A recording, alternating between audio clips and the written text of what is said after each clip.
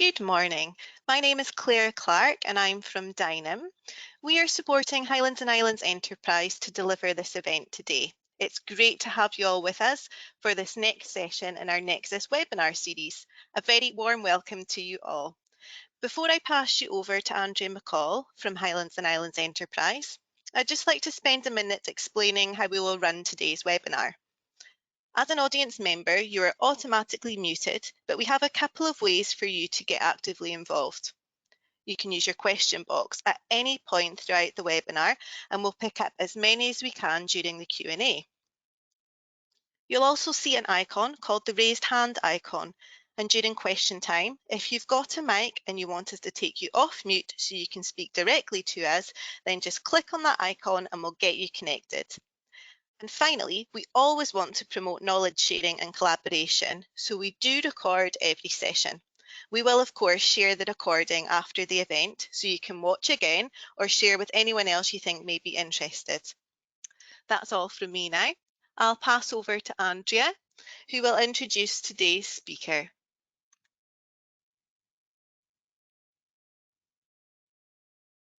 Hello, thank you, Claire. Welcome to today's webinar.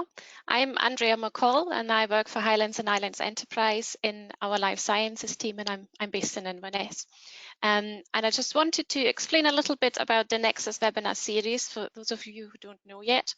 So the NEXUS webinars are an opportunity to find out more about what is going on in our life sciences, health and technology community and make connections. And in case you don't know either, NEXUS is our co-working space on Inverness campus. It's based in the building called Solaster House. So if you go for a walk on the campus, have a look, see where it is. And this is where our life sciences and technology companies co-locate and collaborate. And NEXUS is funded by the Inverness and Highlands City Region deal and also by European funding. So I'm delighted today to be joined by Martin Sawyer, the Managing Director at Tritonia Scientific Ltd. And he will tell us a little bit more about his business, the technology that they use to support their clients with lots of interesting underwater ventures. He will give you all the details, and he has some nice videos to show us too. Before we start, just wanted to say that Martin took part in our Pathfinder Accelerator program last year, so it's great to have him here today and talk a little bit more about his business. Okay, over to Martin now. Okay, thanks for the introduction, Andrea. Okay, I'm just showing the screen. Okay, well, thank you very much for the introduction, and good morning to everybody, and thanks for taking the time to tune into this webinar. Hope you find it interesting. So as Andrea said, my name is Martin Sawyer. I'm the owner and managing director of Tritonia Scientific Ltd, which is based in Oban in Argyll. And I'm going to start off with a fairly static presentation. The reason for that is we found out that a lot of the videos don't actually work when embedded in the presentation. So I'll give a static presentation first, and then there'll be a series of short videos at the end of the presentation to show you some other work in a bit more detail. Okay, so up to 2018, we were operating as the UK's national facility for scientific diving, still based in Oban, but the decision was taken to close that in March 2018, and we were faced with the possibility of losing 5 jobs and also the closure of the recompression facility that's based here. So we took the decision to set ourselves up as a private company, Tritonia Scientific, and we became established in April 2018. And we started with 4 staff. One of the other members of the national facility decided to take early retirement. So we started with 4 staff. We've been running obviously for 3 years now, and as of July this year, we should be up to 12 staff in total. And we should be expanding to join the other tenants in the new development in Manor House in the European Marine Science Park on the ground floor there later this year. So we split the business into sort of 3 main areas, and I'll just go through those areas relatively briefly. So the first one, as I alluded to before, is an emergency recompression unit.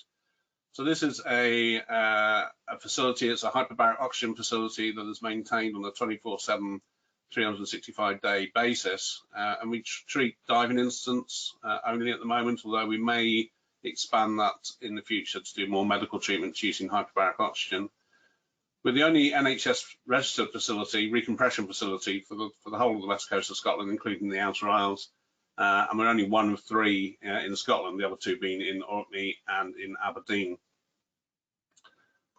Second main area of the business is diving, commercial diving services. And we operate in both the scientific and the inshore commercial sectors. At the moment, we've got a wide portfolio of diving work being undertaken. We have at least 12 collaborations with other universities and government agencies in Scotland and the rest of the UK. And a lot of our work abroad has obviously been impacted by COVID in the last sort of 15 to 18 months, but we still have work ongoing in most areas of the UK, but also a couple of areas abroad in the Indian Ocean and South Atlantic. And in 2021, we established a southern diving group to undertake some of the work that we do on the south coast of England. Okay, and then to the third area of the business, which we call marine technology. And there's a number of areas we work in here. We run a number of remotely operated vehicles. We undertake acoustic survey and monitoring, drone survey and monitoring. And a lot of our work in this sector is based on the technique of photogrammetry. And the organisers of the webinar this morning have asked me to basically concentrate on this area and explain it in a bit more detail, how we use it and some of the work we undertake using this type of technique. So what is photogrammetry? Another way another way it's called is structure from motion. And just to illustrate that, there's 6 sort of consecutive slides from a time-lapse video. And if you look at these 6, are all sequential. What the technique of photogrammetry does is assume that the camera is moving and the target is still. And it identifies a number of points in each slide and looks at how those points move in relation to each other, assuming that they are moving in a 3-dimensional context. And it can be very, very complex. There could be up to well over 100,000 points in each slide that are compared, and they're compared several slides in advance and in arrears to build up a 3-dimensional model. This can either be from time-lapse video or from individual photographs. It works either way. And the real sort of advance that photogrammetry has had in a number of sectors and for a number of uses is the fact that you don't have to have 2 cameras. It can all be done from 1 camera, whereas stereo worked before, you needed 2 cameras. And the other thing is the altitude or the distance from the object and how you move the cameras doesn't need any particular control, although it's good to have some control, but it doesn't need to be fixed as it was in previous ways of doing photogrammetry. So it's a very flexible and useful tool, and it's been used widely for a number of survey and monitoring type of works. And what those points do, so there's a number of points in each photograph that move in relation to each other, and they are basically plotted on a XYZ 3-dimensional platform. First as what's known as a point cloud. So you may just be able to make out in this photograph here that it's actually not a photograph. It's just loads of different points in three directions, 3 dimensions. So you start off with a point cloud. You can then move to what's known as a wireframe mesh, which joins a lot of the points in 3 dimensions. And then effectively either the video or photographs are sort of cut up into little bits and stitched onto that mesh. and you get what's known as a textured mesh. And so the point to make here is that the structure you see in front of you is all digital. It exists in 3 dimensions, and you can explore it in 3 dimensions, and that's what gives you the power for surveying and monitoring. So just to run through some of the attributes to photogrammetry that makes it so useful. You can produce very highly, you can produce highly accurate models, scaled, measurable digital models. They can be accurate to sub-centimeter scales. We've actually gone to sub-millimeter scales in some cases, and they're repeatable. There is a bit of a caveat, is that you have to conduct the surveys in a particular way to ensure that the accuracy is there. Sometimes, and this is the case with a lot of sort of computer-based methodologies, the software can run away with itself and produce some erroneous results. So you have to control it in some ways to make sure that you contain the accuracy. It's a permanent record. It means that you can compare successive models of the same structure over time to look at and quantify metrics such as corrosion or erosion. I'll give you some examples of that in a minute. It's non-invasive and there's rapid data collection. You don't need to undertake any measurements in situ, and in fact, you don't need to be there at all. I mean, some of the work that we do is done on records that are produced for us by other diving groups or other ROV operators. And it's versatile. So I've just changed the type of modeling on the left here. These are known as digital elevation models, and they allow other forms of measurements to be taken from the models. As I said before, you can take repeat measurements on legacy data as new questions arise.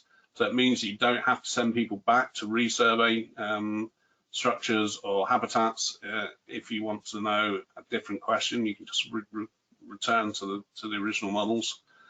And you can use them for further study, for example, using machine learning algorithms to detect key features and develop the algorithms on existing models. So I was asked to give some examples of how we use the technique. So I'm going to give you 5 examples or 5 areas that we use them and give you some idea of why we use photogrammetry for that work. So it's going to start off with structural surveys. An example I'm going to give here is some of you may recognize the Highlands pier that we surveyed a couple of years ago. And there was 2 reasons for using photogrammetry for this survey. One of the prime reasons actually was that the council had lost the original plans and didn't exactly know how many pier piles were supposed to be there and where those pier piles were supposed to be. So they wanted an overall survey done to show them what the structure was actually like and compare those to what plans they did have.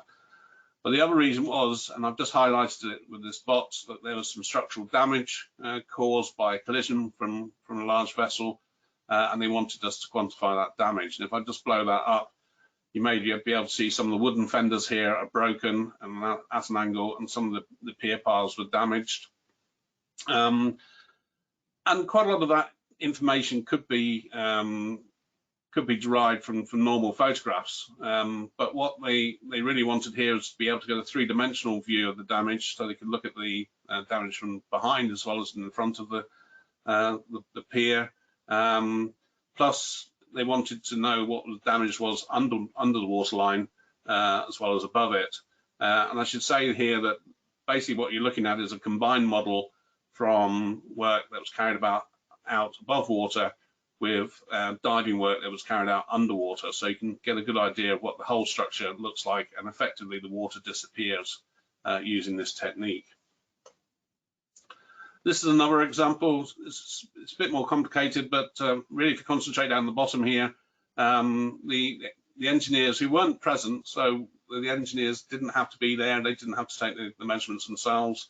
They wanted to have an idea of how this is either a Second World War or just slightly post-Second World War structure. on the west coast, and they wanted to know what the condition it was in underwater. And so the photogrammetry model was made, and we could pick out not only size and area, but we could pick out areas of erosion and isolate those. And what we can take from those models and from the modeling was we could give estimates of the surface area of the erosion, the depth of the erosion, the angle of the erosion, and the whole volume. You could actually effectively make a volume measurement of the erosion. And the thing with this particular survey is it meant that we can return, that was done about 3 years ago, we can return there this year, do the same survey and see if that erosion is continuing or is it static by doing comparison models. Okay, the second area that we use photogrammetry in is for surveying marine habitats. And some of the work we've done is on coral reefs, and particularly coral reefs that have been damaged by ocean warming and bleaching events, and where the scientists or the regulators want to get a good measurement of the extent of the damage. And you can see from this frame grab how complex these reef systems are. And it would take many dives, many hours to measure these habitats in 3 dimensions in a lot of detail. And yet with photogrammetry, this is a 10 by 10 meter example. These models are captured in between 15 and 20 minutes. I mean, it helps that it's in the Indian Ocean and the visibility is very good, but you can put this together very, very quickly.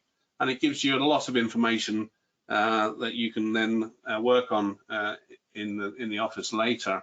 And in this example, the question was what area and volume of the reef was active and was actually actively contributing to the regeneration of this area.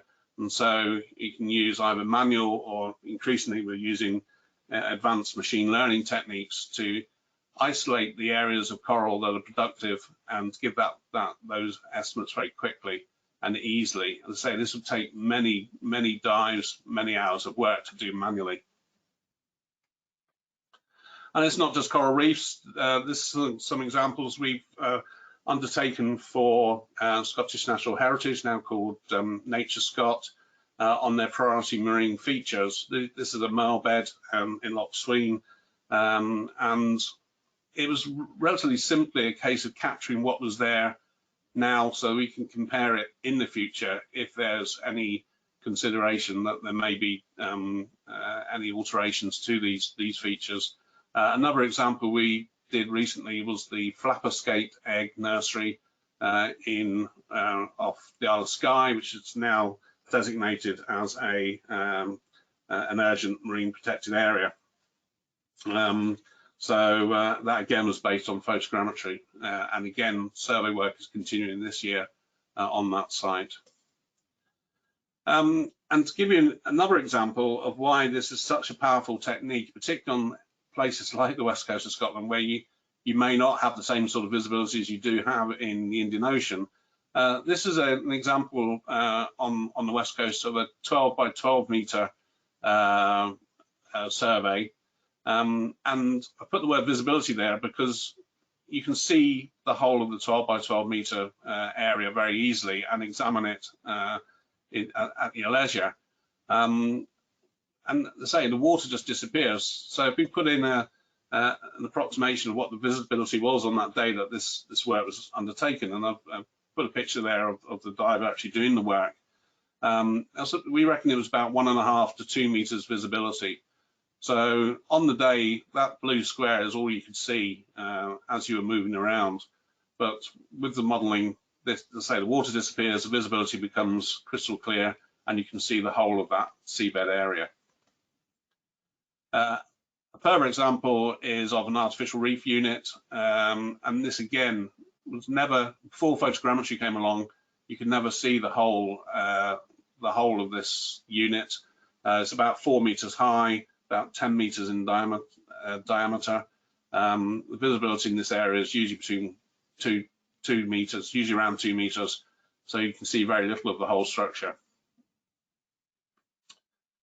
Just briefly going to touch on decommissioning. I'm afraid that some of the work that we're doing at the moment is subject to non-disclosure agreements, so I can't go into any detail on that work. But this is an example of an oil rig in the tropics, and the reason that photogrammetry was used here was to detect, quantify the biofouling, the amount of biological growth on the structures, to determine the mass of that biological growth. So in turn, they could estimate the total weight of the rig that was being lifted, and or the amount of biological material that was going to have to be dealt with after that rig was lifted. And we're doing similar work in West Africa and the North Sea. Slightly different approaches there, either on structural integrity for a structure that's just about to be lifted, to make sure that the structure will retain its integrity when it's been lifted, or looking at the volume or depth of the cuts being made on some of the structures. So the different applications in different locations. Fourth area I'm going to highlight here is some work we've been doing with the marine renewables industry. And this relates, in this particular case, to surveys of anchor points or rock anchors. And you can see from this photograph that a lot of the rock anchors are at depth, so they're relatively dark, the waters that they're in, and in this case it was quite peaty as well. The other thing about marine renewables, particularly on tidal systems, is of course they're in areas of high tide, so you've got a very, very small window to undertake the surveys. So we undertook the surveys in this case with time-lapse video, and you can probably just see the eyes of the rock anchor. And the next slide is the model that was generated from it. So again, visibility a lot better. You can see the eyes of the structure there. And in this case, the engineers wanted to know a number of measurements. No measurements were taken at all, apart from putting some scale bars in. When the survey was being done, it was all done afterwards from the models. So in this case, they wanted to know how much of the structure was projecting above the seabed, what angle it was from the vertical, and the angle, directional angle of the tilt on the anchor was. They actually came back with further requests once models were generated. And of course, because the models were there, we were able to do that without having to do the surveys again. So again, this is giving accurate and precise measurements taken from the models that weren't taken at the time of the actual surveys. And finally, I was going to mention coastal landscapes. We do work above water as well, usually in the intertidal or supratidal. Some of it, in this case, was for surveying marine litter, marine rubbish in areas that weren't easily access wasn't easy. So these are done by drones. But increasingly, what we're using the aerial drone surveys to do is we're combining those with our sub-tidal surveys into single models. So this model, which you'll see again at the end of the presentation, is actually made up of 3 different models. So we did the aerial model at low tide, we did a diving model at high tide and stitched those together, and then the gaps in between were done by either a autonomous surface boat or a snorkeler, or from our own dinghies to fill in the gaps. So this is actually a model that's been stitched together from 3 different models, and the overlap means that you're retaining the accuracy between the 3 models. And finally, I just wanted to touch on georeferencing. It's fine doing a lot of these models, particularly the piers and harbours are obviously easy to find, but when you're doing the modelling on relatively discrete areas of seabed, it can be quite a challenge to actually put those into a georeferencing basis. So again, we'll show you the video of this later, but from the harbours and piers, it's relatively straightforward, and all you're doing is effectively producing a visual reference for the clients. And in this case, this model has just been integrated into the Google Earth platform. But it becomes more difficult when you're actually doing, as I say, discrete areas of seabed. And in this case, we have 3 different types of surveying, again, being stitched together. So this is an orthomosaic. The coastline is an orthomosaic done by drone survey, and to give you the basis of where the main sub-tidal survey has been taken. That's been overlain with side-scan sonar. Again, that's relatively easy to georeference as well. And then you might just be able to pick out in the middle, and there is a lighter patch, which is the bit that was the photogrammetry survey. If I just blow that up now, and that's about a 10 by 10 meter area that was done in detail. And that's been georeferenced using through water GPS, which we've been working on over the last year. So this is an acoustic method that has transponders either on the diver or on the ROV, and it basically produces a GPS record of the position of the cameras as the survey is being undertaken. At the moment, the accuracy of that underwater is around 50 centimeters. In work that we're conducting over the next 12 months, we're hoping to get that down to at least 2.5 centimeters, possibly even to 1 centimeter on the bottom, which again is a great advance and allows us to use more advanced, again, some machine learning based algorithms on things like simultaneous location and modeling and mapping at the same time. So effectively, there'd be ongoing mapping in real time. Finally, if you're interested in any of these photogrammetry projects, we've uploaded a number onto our website, and not only are there videos there, but there are also in interactive models that you can go and have a look at yourselves. There is a slight health warning on those. The models have to be reduced to about 10% of their normal resolution and size in order to go onto the hosting platform. So they're not quite as good as you would get in the real case, but it gives you an idea of what is possible. And we invite you to look at after the talks, perhaps. And then we're going to end on some videos. We've got 4 short videos to show, and this gives you, obviously, all the work that we do is in 3 dimensions. These are videos, so they're not the interactive models themselves, but it gives you an idea of what they actually look like in real terms. So this may work, it may not. Oh, here we go. So sorry, I hope you can hear me now. This is one of the tropical oil rigs shown in 3 dimensions, and that's the first video. We skip on to the second one, which is the pier I've been showing quite a lot. And again, this is being shown in the Google Earth platform. But what is happening now is you're now underwater. So the camera is now underwater. So the engineer or whoever needs to look at the structure can effectively do the dive themselves. The water's disappeared. And as you come back round, it converts into a digital elevation model if that is of interest to whoever is the client. Third example.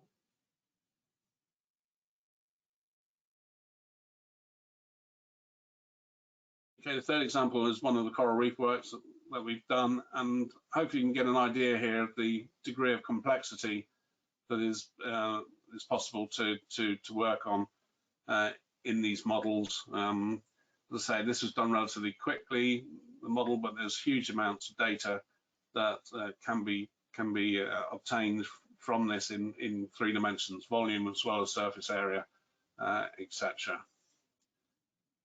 And then this fourth example is of a seabed habitat survey, and this is about 50 meters long, about 4 meters wide, and usually this would just be a video camera being moved along a transit line, but here you can go into quite a lot of detail into the habitat that's down there, the animals that are living there, the burrows, etc.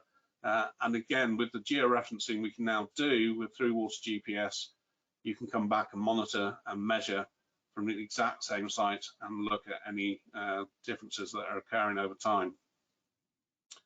So with those examples, I'll end the talk, and more than happy to take any questions you may have.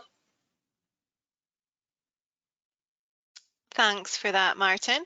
Thanks for everyone that's submitted questions so far. There's still some time, so use your question box if you would like to ask anything. And if you have a mic and would like to speak directly to Martin, remember you can use the raised hand icon and we'll get you connected. Okay, Martin, first question is from Kieran. What was the timescale for the video capture of the people? That was done in about 2 hours in total, one morning. That was the 3 different techniques as well. Great, and then he's also followed up with a second question. What is the timescale for producing the model? It varies very much on how big the model needs to be and what the client's needs are, but by and large, that model in particular was about 2,500 images in total, so that would take about 2.5 days. It's about 1,000, handling about 1,000 images a day. I would caveat that in saying that it's highly dependent also on the degree of computing power you have available to you. So we have several very powerful computers that we use specifically just for photogrammetry. So that has an impact as well. It's not something you can necessarily knock up on a standard laptop. So that has an influence. But yeah, in total, and particularly with some of the verifications we do with scale and leveling, that a model like that would take probably about 2.5 to 3 days to construct. Okay, great. And now we've had a question from Karen Green, and she is asking, how is being based in Oban beneficial for your business? Well, one of the main beneficiaries is our access to almost immediate access to a huge range of marine environments. That in particular we can do a lot of testing, and a lot of the research and development that goes into these techniques is done locally. Even the work we do on coral reefs, we test first here, and we have immediate access. Just behind me in the window here is Dunstafnage Marina. And we literally can walk straight into the water. But it's the variety of marine environments as well. We have mudflats, quite close, rocky areas, tidal areas, sandy beaches. They're all very, very close. And the other thing that makes this area so good for doing the research and development is that there's relatively little surface traffic or fishing activity. So a lot of the work that we're doing underwater or on the water is not interfered with by other water users. So it's an ideal area and location for testing a lot of our new techniques and technologies. Great. This question is from Alice Hall. She says, brilliant talk, thank you. Have you had any issues collecting images, models on habitats, which including moving objects, either seaweed or fish, and if so, what were your solutions? That's a very, very good question, actually, and I meant to say that during the talk. These techniques work very well on static targets. Once there's any movement involved, it comes harder. It's not impossible. There's a number of things that happen. With seaweed, if you can still see underneath the seaweed, if you're getting enough of the movement to see the seabed underneath the seaweed, then a lot of the software packages we use effectively ignore the movement, and so the seaweed just disappears from the models. And the same with the fish as well. So as long as you can see behind the fish, even though your images are getting moving fish in them, the software just basically ignores the movement and they disappear. Sometimes you might want to capture those, and we've been doing some work recently on trying to capture seaweed in 3 dimensions. And you can do that as long as you take the whole of the image that you need, or the imagery that you need at one single time. So that basically means a lot of cameras at once. So if you capture everything at once without it moving in all the angles and the length and direction of the cameras, then you can capture even moving items in 3 dimensions.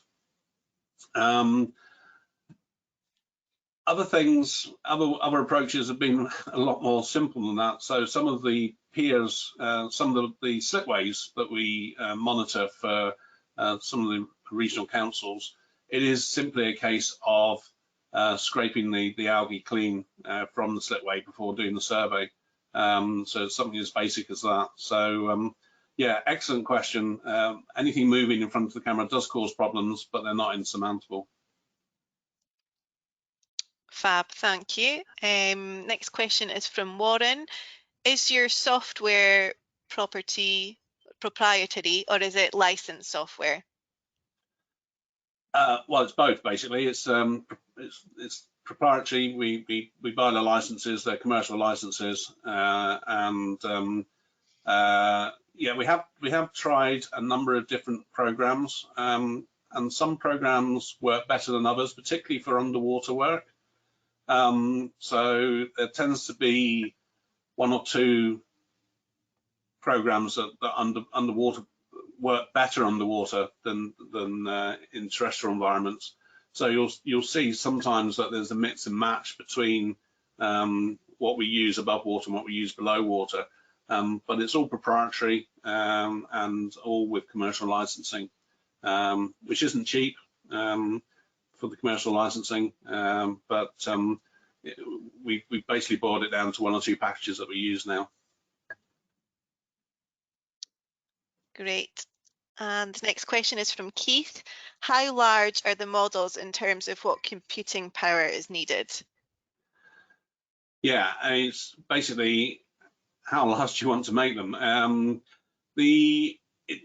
It can be determined by a number of different factors. I mean, some of these models are measurable in terabytes and can take an awful lot of computing power to generate.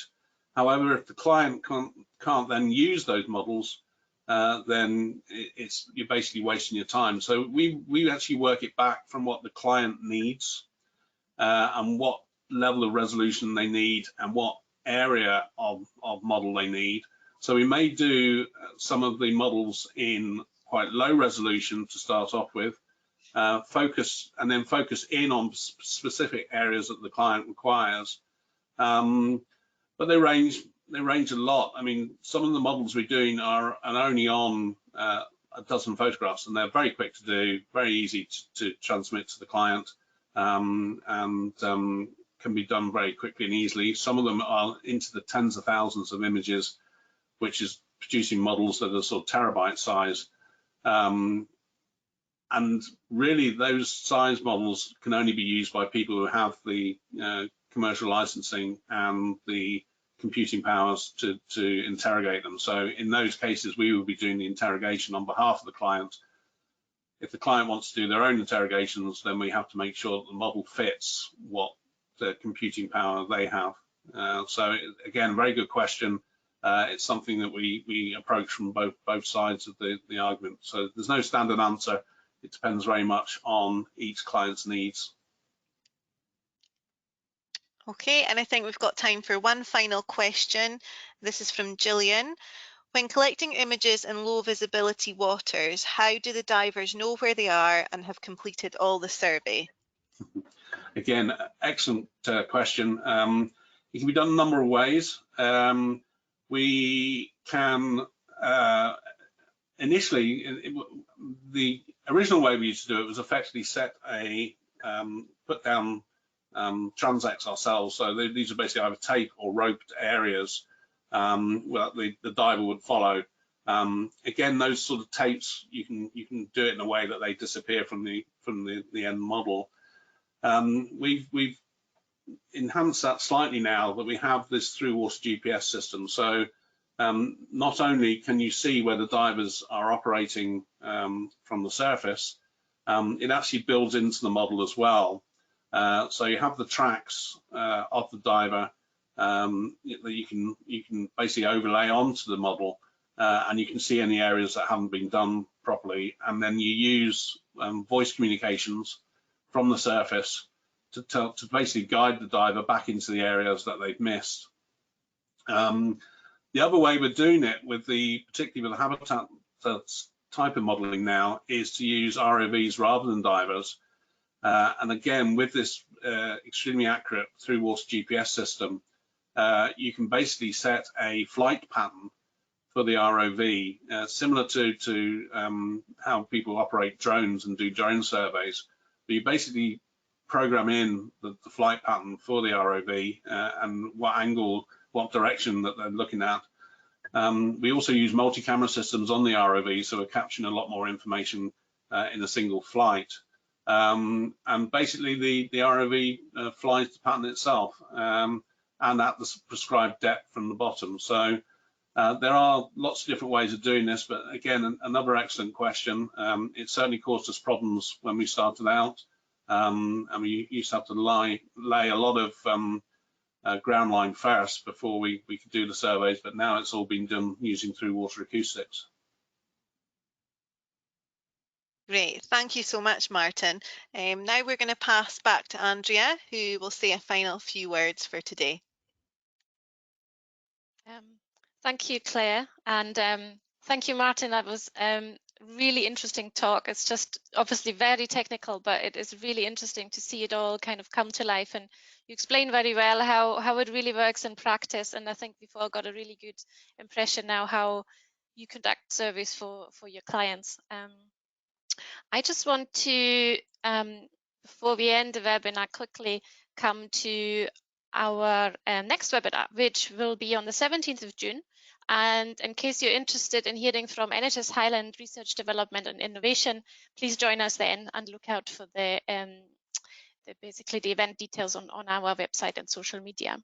And don't forget, you can watch all previous NEXUS webinars from the last year and a half on our NEXUS website. The link is there. It's just hi.co.uk/NEXUS. And Martin's webinar will be uploaded there very soon as well, and you'll all get a recording link in your follow-up email as well. But just one more thing I wanted to mention is we also have our next Pathfinder Accelerator cohort recruiting now. So this is for a start in September. So if you wanted to find out more what the Pathfinder Accelerator could do to support your business with, join one of our taster sessions, please. One is on the 24th of June and one on the 28th of July. And you can again find more information and links to the taster session booking forms on our website, hi.co.uk/Pathfinder. So thank you again, Martin. That was great to have you today. Thank you for giving up your time to speak to us today. And I'm looking forward to the next webinar. I hope you can join us then. Thank you. Thanks, Andrea. On behalf of Highlands and Islands Enterprise, thank you very much for a great session today, Martin, and a final big thank you to everyone that came in to join the webinar.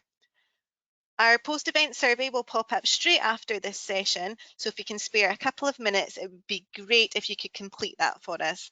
Thank you very much for your time and have a great day.